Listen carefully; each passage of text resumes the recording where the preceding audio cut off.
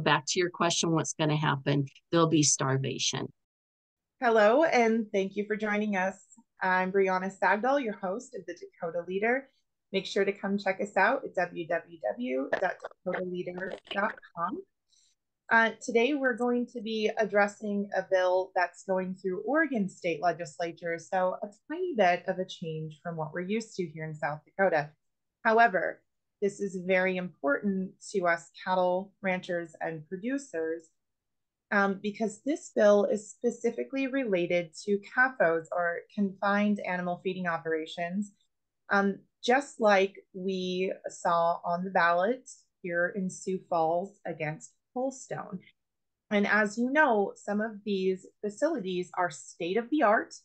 They are absolutely mindful of both the climate and water, EPA regulations, and smell. So we can do this in a sustainable and smart way. We know that we have the technology to do this. Unfortunately, in the state of Oregon right now, there are some very big land use and land rights issues going through the legislature with regard to animal feeding operations. Interestingly enough, SB 85, which is what we're discussing today with my two guests, will also sort of conflate not just feedlot animals, but also layers, dairy cows, and horses. So this is a very interesting issue. If you go on to Oregon's legislative website, you can take a look at SB 85, read it for yourself. I am very excited to be joined this afternoon by Dina Fiddler of Fiddler Cattle Co. And my other guest is Diana Worth. She is the co-chair of the Private Lands Committee and part of the Oregon Cattlemen's Association. Hello, ladies, and thank you so much for joining me this afternoon. Hi, Brianna. It's great to be here. Thank you for inviting us. Thanks for having us along. Thank you, Diana and Dina. Now, Diana, as I understand, you sat through the committee hearing yesterday on SB 85 and had testified against the bill. Would you highlight some of the testimony and some of the concerns that you have over this piece of legislation? Absolutely. So my testimony primarily, like you said, was in opposition. And the reasoning being CAFOs are, much needed part of our food chain here in the state of Oregon, as is in so many other states. It's the system now. The little man can't make it as well as they used to. And so our state legislatures across the nation and statutes have created this monster. So we're resting within the confines of these CAFOs. They're, like I said earlier, kind of a necessary portion of our food chain because of course, only 2% of our nation is feeding 98% of our nation, and we've got to do it somehow. So that's where the CAFOs come in. So I testified in opposition solely because I am, and my family, we are a medium-sized operation that is dependent on CAFOs to complete the life cycle of these animals. And without our CAFOs, we're outsourcing. We are less sustainable within our state because we will be bringing resources in or shipping our cattle farther. Currently, the CAFOs, the livestock CAFOs, the cattle CAFOs in our state, and I believe there are 18 Tier 4 CAFOs, they feed about 80% Oregon cattle. So the statistic is pretty vast. And so we know with COVID, when that food supply chain or that system is disrupted, then it puts a stop on product going into supermarkets and feeding and providing access to those resources to our citizens. And just to back this up a little bit, because like you said, 2% of the population is feeding 98% of the population, meaning 98% of the population are laymen in these terms. So let's back it up just a little bit. So CAFO means a confined animal feeding operation. Correct. And to break that down even further, so our family, your family, Fiddler Cattle Co., we raise cattle up until a certain point, and then we ship those cows off for finishing to a CAFO, for example. And Diana, do you want to explain that process a little bit further and why it is so important to have a centralized sort of processing center for families like ours?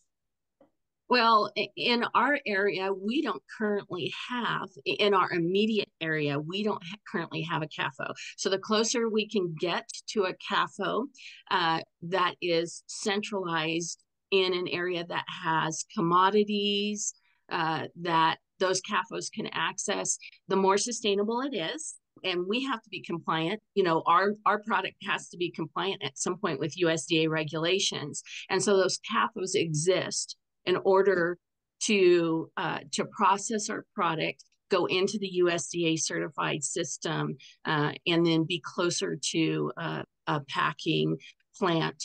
We don't have one in Oregon. We don't have the big processing facilities.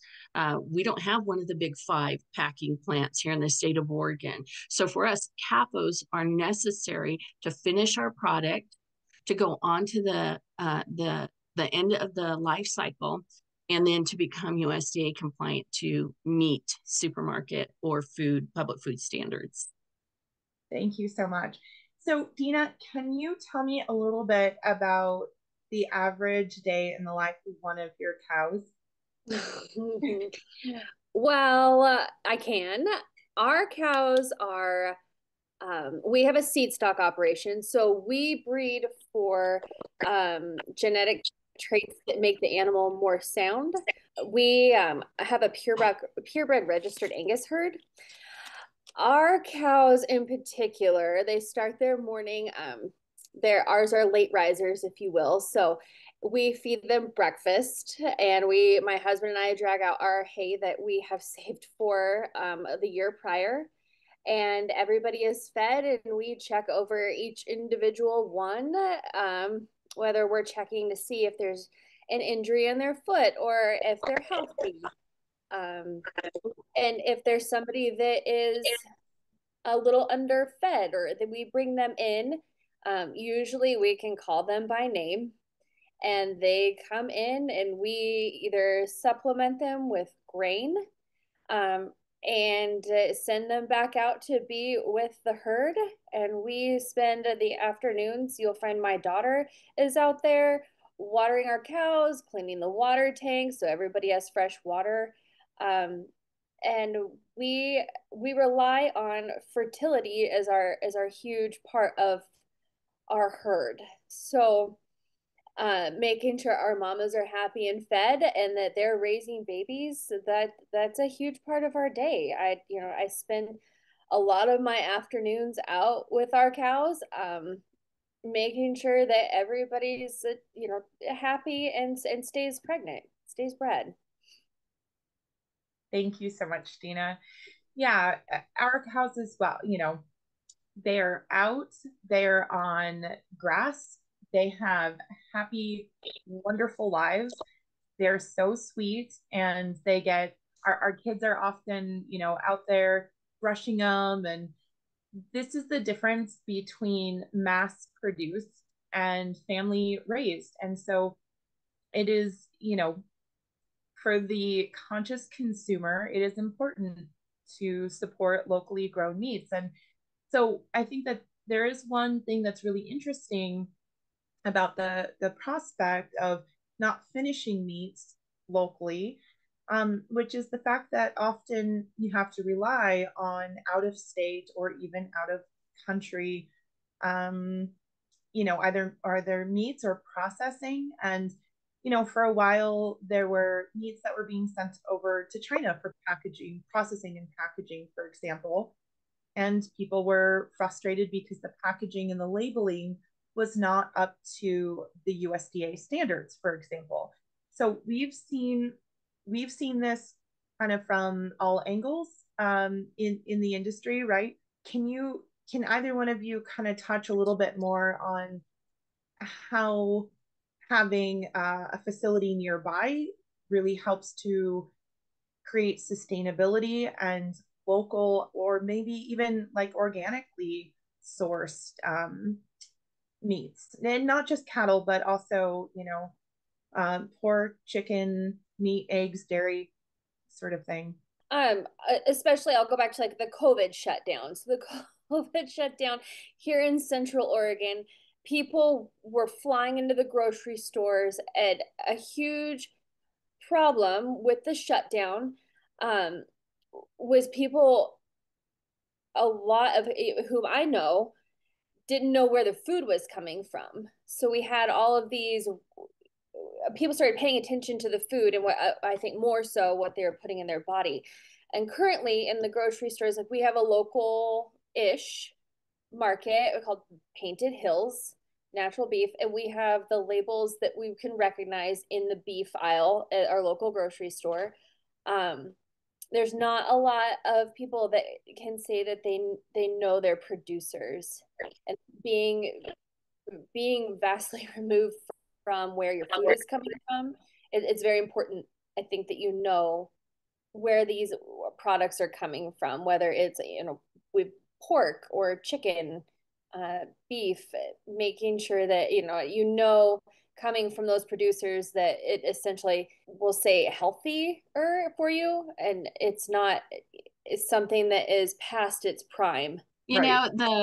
Brianna, just to add on to what Dina said, the FDA just released that they are changing the process, or the grown in the USA designation. I don't know if you saw that. So it's going to now mean born, raised, fed, and finished in the United States of America. That's something that MCOOL, contained within it. We saw the positive response to MCOOL in the supermarket shelves. We know that the consumer, it's a proven fact, to study after study after study, we know that the consumer wants to connect with their food resource, and they trust the rancher and the farmer more so than they trust other labels. And so if you can have a label that couples the story or the food, the point of source, where that item is grown or processed, then we know that consumers, that appeals to consumers more. So if we can have a label that means it was born in Oregon, it was grown in Oregon, born in Oregon, it was processed in Oregon, that one is a label that says it's more sustainable because we don't have to outsource it, and we don't have to bring outsourced side sources in. We don't have to ship it overseas for packaging, processing, and packaging. We can keep it here in the United States. So it's important for us to embody local finishing of our cattle, and to promote it. So we know that that's super important to the consumer. It's hands down. It's not even disputed. Absolutely. Thank you. And I know a lot of people who would rather even just buy directly from the producer. We're seeing a lot more of that farm to table call. But back to SB 85, because something is really nagging at me with this bill, which is it far surpasses what you would consider to be a CAFO.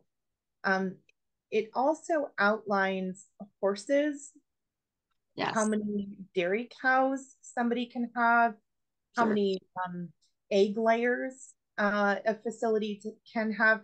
Now, the important distinction here is that we don't eat dairy cows, we don't eat horses. That's literally illegal in the United States.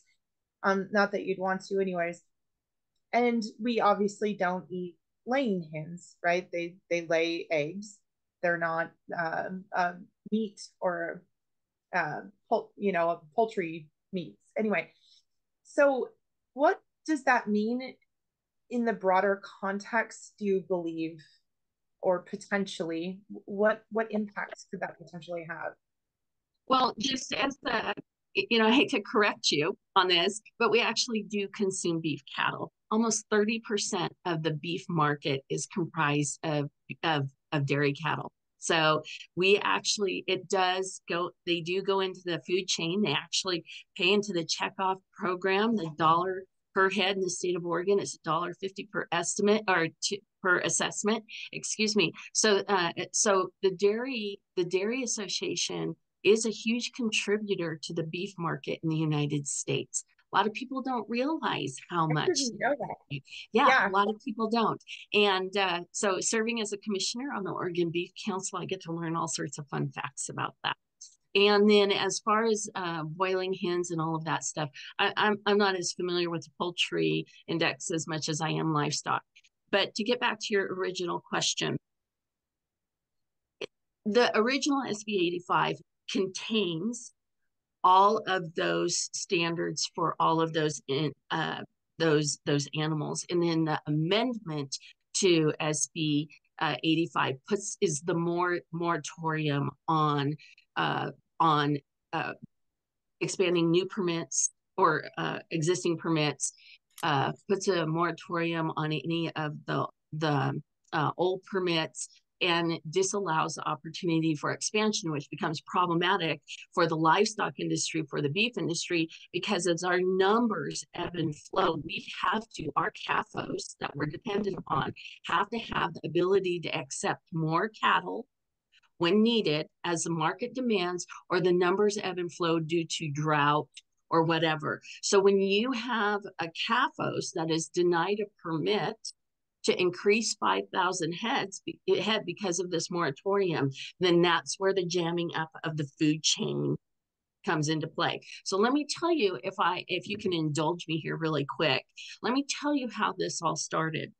Out in Linn County and Scioto, Oregon, there was an existing egg farm, and then a larger corporation came in and bought that under the exclusive farm usage and planned zoning, and then planned to expand that CAFO or expand that operation from, I don't know, 50,000 birds to 500,000 birds or something. It was a tremendous amount. In Linn County's, we consider it rural, but it's still very urban. This created a tremendous amount of angst amongst the neighbors, because chicken manure is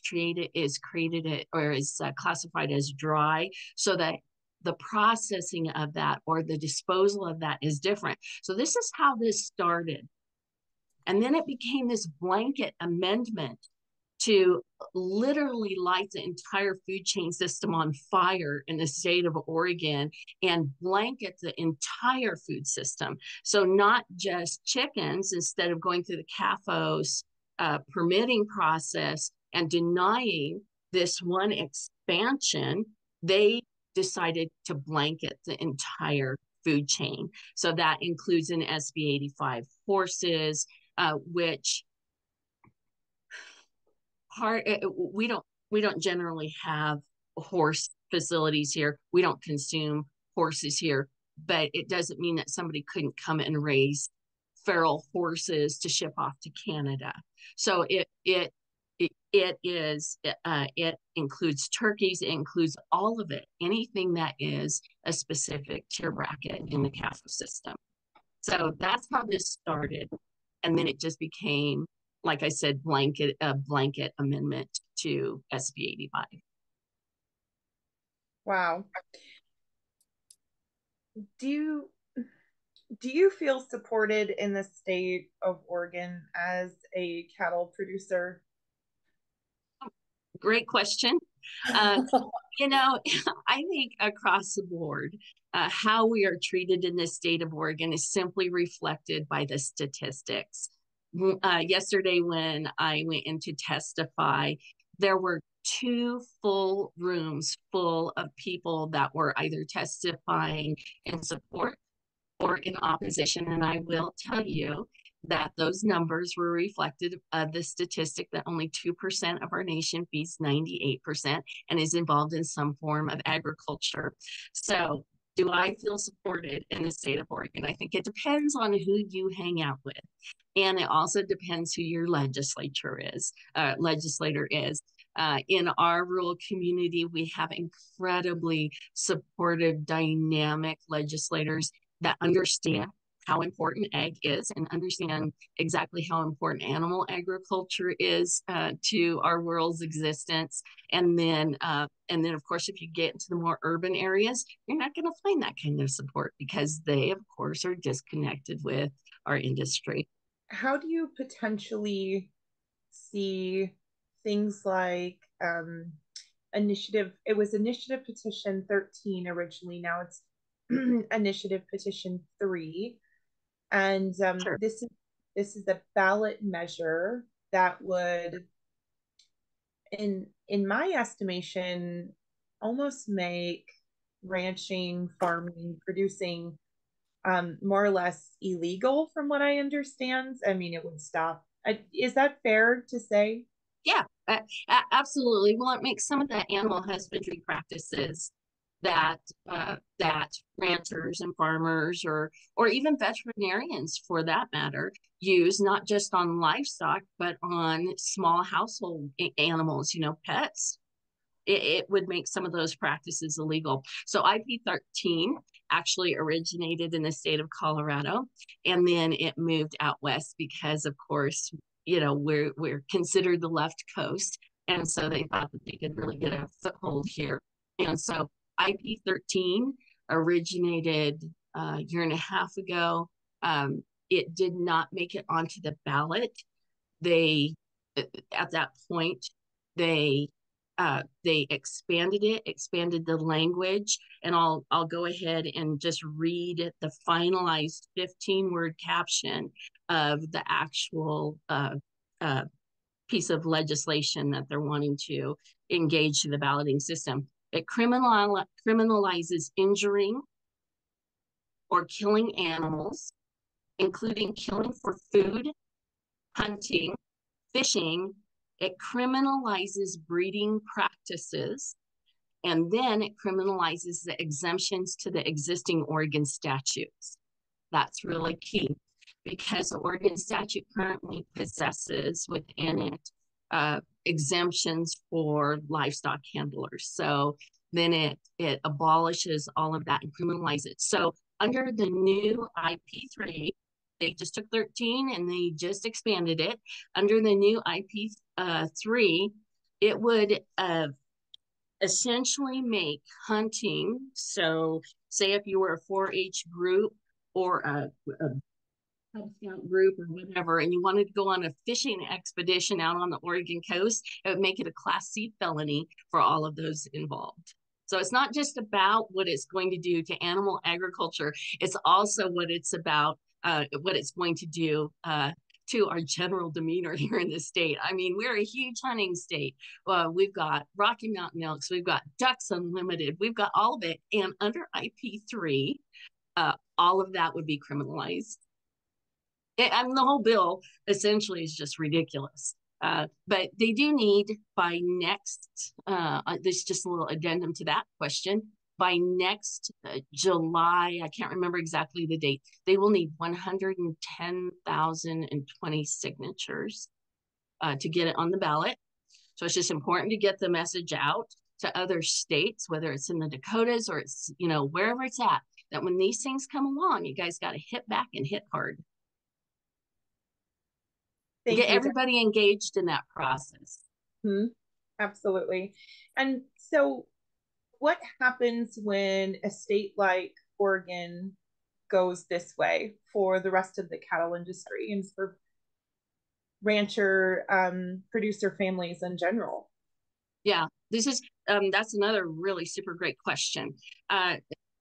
The more disconnected that people become with their food resources, the more uncomfortable society becomes with how food is grown, raised, and processed, slaughtered at the end of the food chain, all of that. The more comfortable people become, the more detached people become, the more wanting to do good and feel good they become.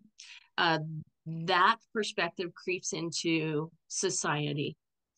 And when we see it happening in one state, we think, oh, it's not going to happen in another state. But as people move and shift and their ideals change and they're more and more disconnected with agriculture, we see other states that we wouldn't think would struggle with these issues starting to struggle, such as Idaho. Idaho's a great example of that disconnect to creep into our mindsets about how important animal agriculture is to society. So we can never take it for granted. We can't rest on our laurels. We can't sit back and not be engaged because we think it will never happen to us. Just because you raise cattle in South Dakota, price of living in South Dakota isn't as high as it is in the state of Oregon. Next year, you could have 1 million new people move in, and that could change your entire voting demographic. So it's really important that you use states like Oregon, California, and Washington as great examples of what you do not want to become. And the one thing that I hear all the time, Verona, is, people don't want to testify. They don't want to be engaged in the legislative process because they are overwhelmed. They don't know how to do it. They're intimidated by the process, and they think the legislators sit on golden thrones. And that is not true. We have to remember that those people work for us. The more voices in the echo chamber for food production, byproduct production, the more educated those people come. We have to be a loud echo chamber about our industry and how vital it is to our world's existence. So you got to be involved. Yes, ma'am. Thank you. I have two last questions for you. One is, what happens when we are not the ones to produce this meat, be it pork or poultry or eggs or dairy or cattle? What happens when it's not being sustainably sourced in the 98% backyard? Where is it coming from then? Dina, do you want to take that, or you want me to take that one? I think I can take part of it, and then I'll ask you to step in. I think there is a pretty big issue right now with outsourcing or trying to keep meat from Brazil coming in here. Other countries, if that's what we're getting it from, don't have the same regulations as we do as far as care for the animals going in. That's, I think, a pretty big concern. People walk through Walmart and they see, they want to pick up the USDA brands. I feel as though outsourcing things like that, in my personal life, pork is an issue, right? Like, so California had some laws and things go through that people unloaded hogs in the hog industry, and my daughter is part of the FFA, and market hogs are a huge part of her project going through. And this year, their kids that get a lot of their hogs out of California already are scraping by, that are unable to produce their market hogs at their local county fairs. So, I mean, that's one way of looking at it. It's small, but it is the start of what we are looking at here. What is the connection that you guys are seeing between taxes, land regulations, water regulations, rights, for example, and increased cost? Is that a part of why you guys are having a harder time getting feeder pigs out of California, for example? Or I believe it was the water rights was a huge problem that were down there, and it was a lot of, I believe, husbandry practices that were under attack. People that artificially inseminate their hogs or that outsource from other states, they couldn't keep up with fixing their barns or any of the other issues like that. Like, drought was a huge issue. So yeah, that's one of them. As far as local goes here, my husband, we don't own our ranch. We lease our property, and we have had to move from one end of the county to where we are at, and we are so blessed to have it. Like, it is not a gift. It's not a gift that I shag down at all. Like, it is, we are very, very well provided for here. But we had to leave Tumlo because they cut the water off without telling people. And it was 1 week on and 1 week off. And when you have hogs essentially also on a well that you run the water off of, or you have to have the irrigation come in every other week to water, we were scrambling for water and had to haul water in to take care of these animals in the heat of summer. So with our cows, them cutting off, that cut off our feed sources. So we had fall pastures that weren't as lush as we normally get to have that we keep until winter. And we had to scramble around for hay. And what happens when one person starts to squawk about hay shortages, the prices go up. I mean, we went from $200 a ton to $450 a ton for hay. And it wasn't quality hay. It was general. I mean, just your run of the mill generic. Right. So as far as your ditch hay, if you will. yeah, people talk about essentially like, oh, well, it's not happening here in Central Oregon. It most definitely is. Um, Right. they refuse to contain water in the reservoirs in Tumalo. And so no one knows when and if they're going to get their water. And that is, like I said, essentially that's why we had to leave. Wow. Wow. If I could follow up on Dina's comment there, Prop 12 in California is a huge issue. And of course, it's in litigation. I don't think it's come out of litigation, but that confinement law, which stated that each pig had to have at least 24 square feet. And then the better practices, the portion of that, making sure or certifying that any animal that was raised in the state of California fell under that statute. That is what's created a lot of the mess in California. So you're back to your original question about connecting legislation, cost, and all of it. As those statutory requirements and rulemaking requirements become more and more and more burdensome, it squeezes the independent producer into this channel of CAFOs, essentially, where we can no longer operate because it's becoming too burdensome and too expensive to operate at our size, which was a lot of the testimony that you heard yesterday about how burdensome these regulations are becoming. So then when it goes into a CAFO system, which we have to have them now, when it goes into a CAFOs, or a bigger company will come in and buy a smaller mom and pop operation because that mom and pop operation cannot function anymore, such as the circumstance in Scio, Oregon, with the egg factory, the chicken factory there. That puts it into a different lane of production.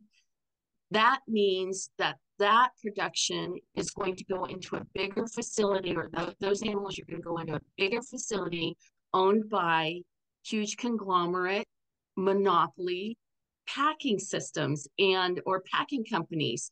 And that takes that resource out of the state of Oregon, the state of California. I know people that are ordering pig products, having it shipped to their in-laws across the Arizona state line, and then having it shipped from Arizona into the state of California.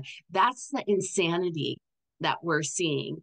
And that's what's going to happen if bills like, or amendments or moratoriums like, such as SB-1 are engaged. We're going to see more and more and more of that, where people are going to do things illegally in order to feed their families or get the products that they want or need. How sustainable is that? You have probably heard about the 100-mile radius diet or rule, where if you can't source your food within 100 miles, then it is the least sustainable option.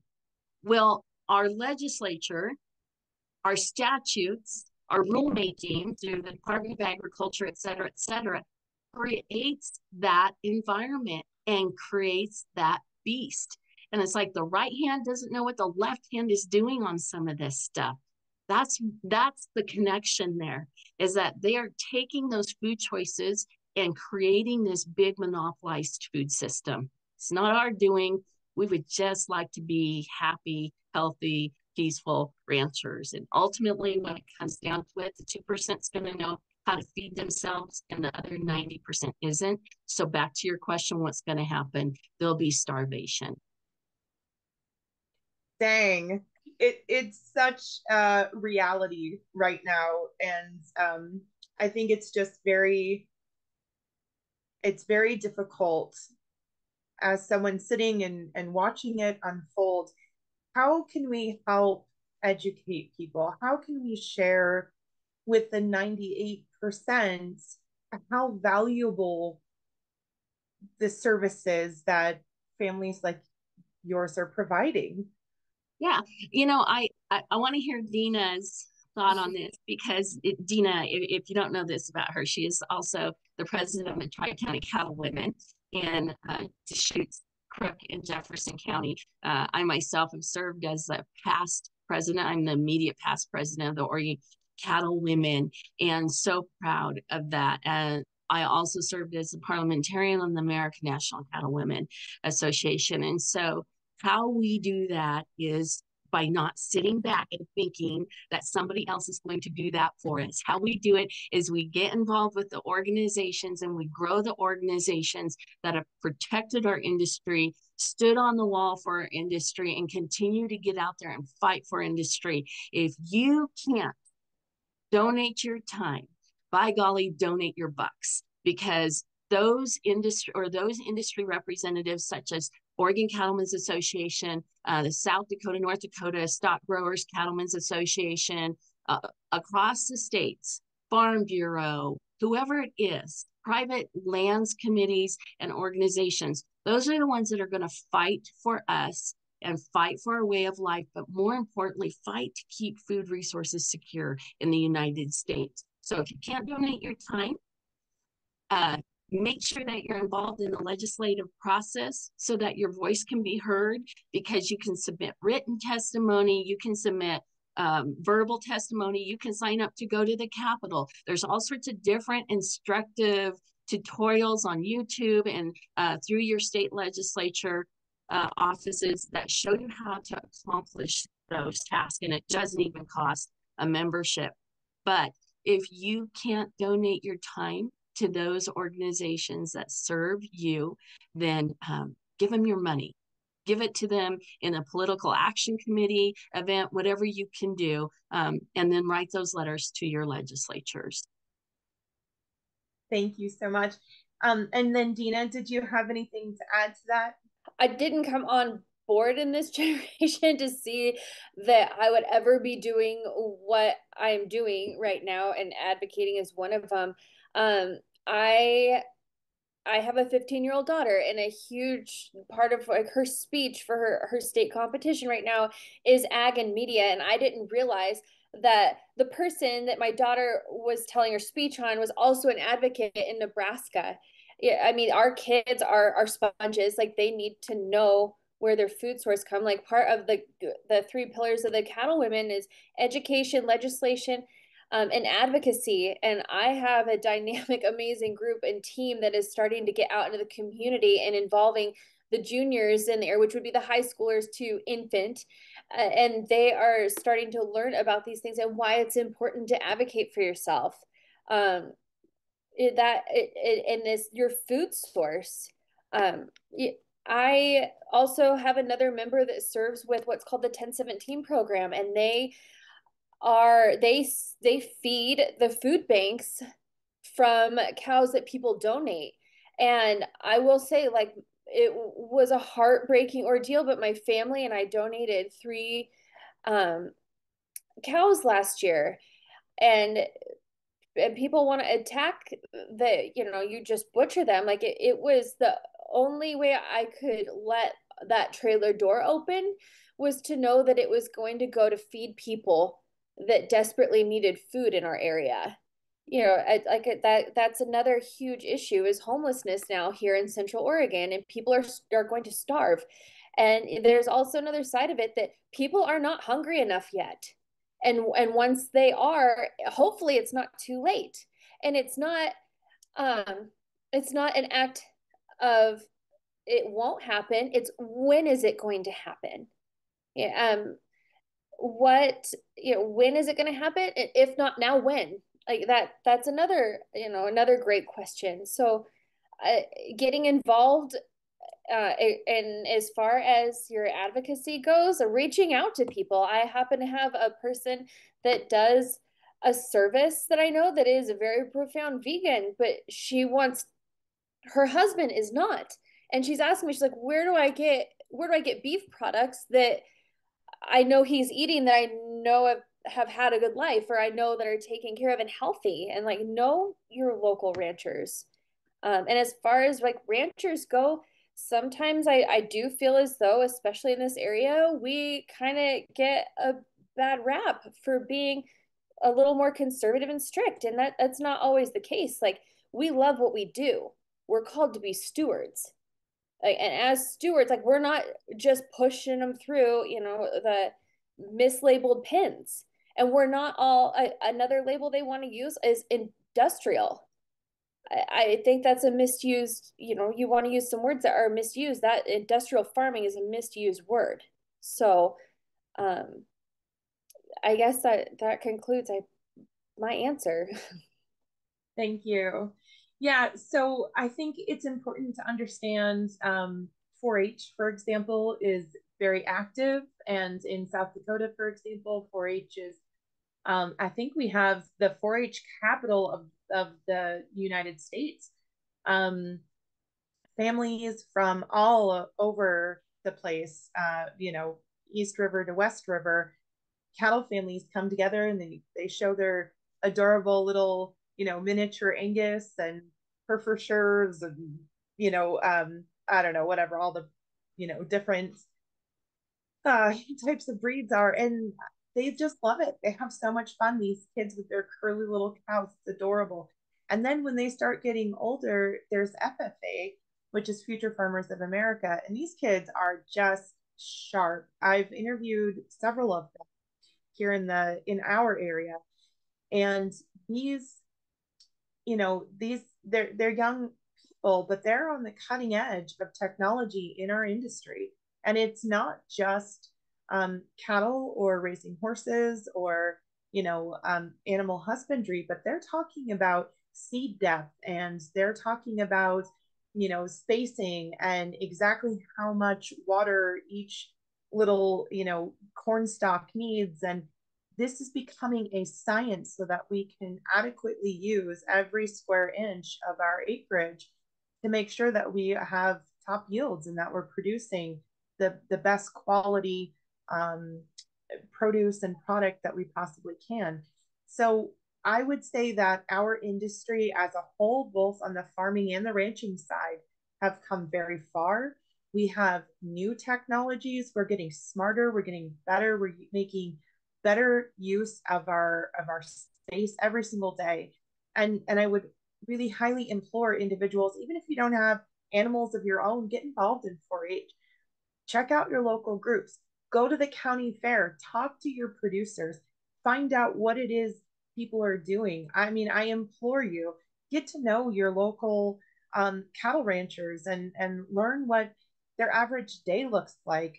Shoot, volunteer your time. Anybody that wants to come to our farm and clean stalls and feed animals any day of the week, come on down or come on up, whatever. And I guarantee you, every farming family across America feels the same way. And I will tell you what, I'll even throw dinner into the mix. You come on over anytime and I'll make you fresh coffee, I'll make you dinner, and you can come play with our cows. Get to know your farming families. We're human beings just like you. We want to provide this service. This is our way of life, and we are the original stewards. Some of these families go back to the founding of this country. Whatever you want to say about that, I won't get into it. But the point is, you want to see sustainability, go look at how your average farming family operates on a daily basis. You want to see happy cows, take a drive out in the country and watch them live their lives on, grass and open lands and pasture.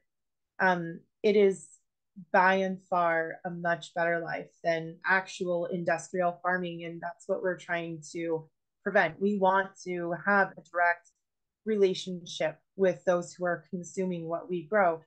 We're excited to produce it. And I know that I can speak for every producer across this country. We love feeding America. Help us to do that, please. And for anybody watching this that wants to support the Dakota Leader, please check us out, www.dakotaleader.com. And again, I want to thank my guests this afternoon, Diana Worth, Dina Fiddler. We're so grateful for your advocacy and everything that you do to be good stewards and create sustainable living for animals and for humans on this planet living together in harmony. And we're just really very grateful for you guys. So we wish you the best on SB 85. I really hope that the lawmakers in Oregon will listen to this, and I really hope that enough hearts will be reached when it comes to IP3. And I'm just very prayerful for ranchers across this country, because when it comes down to it, at the end of the day, I don't want to eat bugs, and I certainly don't want to watch my neighbors starve. So, absolutely. Thank you for having us, Brianna. Thank you so much. Thank you, ladies.